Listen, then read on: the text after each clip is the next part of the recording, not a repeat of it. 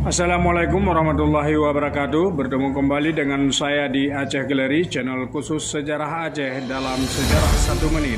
Hari itu Jumat 1 Agustus 1952, Sersan Maimun Saleh gugur sebagai kusuma bangsa di Pangkalan Udara Semplak, Bogor. Maimun Saleh adalah seorang anggota tentara pelajar Iskandar Muda yang ditugaskan oleh Komandan Resimen untuk mengikuti latihan penerbangan yang dikelola oleh pejabat KSAU Komodor H. Suyono yang hijrah ke Aceh bersama stafnya untuk membangun kembali AURI.